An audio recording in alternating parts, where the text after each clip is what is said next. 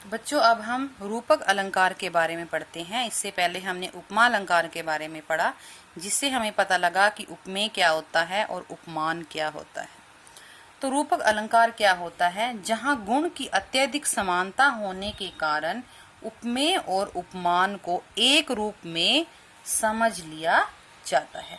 अब उपमा अलंकार में हमने तुलना की थी एक वस्तु या व्यक्ति की, लेकिन रूपक अलंकार में उपमेय और उपमान के गुण इतने अत्यधिक एक समान हो जाते हैं, इतने मिल जाते हैं वो गुण कि दोनों वस्तुओं को एक ही मान लिया जाता है।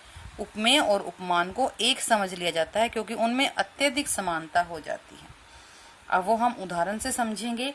चरण कमल बंदो हरिराई की जो चरण हैं वो कमल के जैसे हैं। अब यहाँ पर सास ही नहीं है क्योंकि उपमेय अलंकार में, उपमा अलंकार में हमने तुलना की थी, लेकिन यहाँ पर क्या है, उपमेय और उपमान में योजक लगा हुआ है।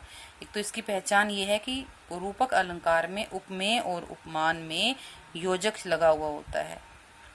इस चिन्ह से पता लग जाता है कि ये रूपक अलंकार है। तो यहाँ पर चरण क्या है, कमल के जैसे हैं। तो यहाँ पर चरणों को कमल जैसा मानकर समझकर उनकी वो एक जैसा गुण होने के कारण उसको कमल ही मान लिया जाता है। तो इसीलिए यहाँ पर रूपक अलंकार है, चरणों को कमल मान लिया जाता है।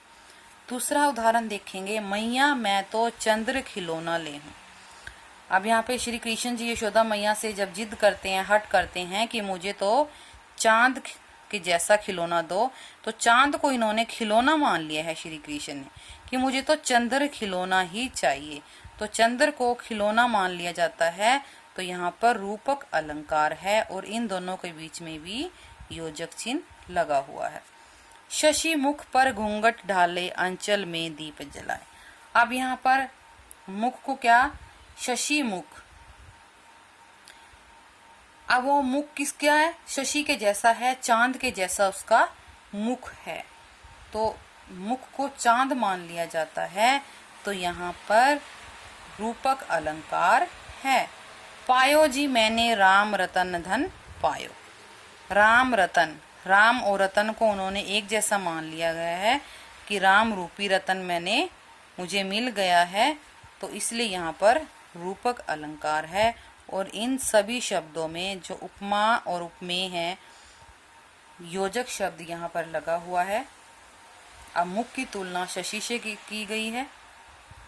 यहाँ पे खिलौने को चांद मान लिया जाता है और यहाँ पर चरणों को कमल जैसा ही मान लिया जाता है।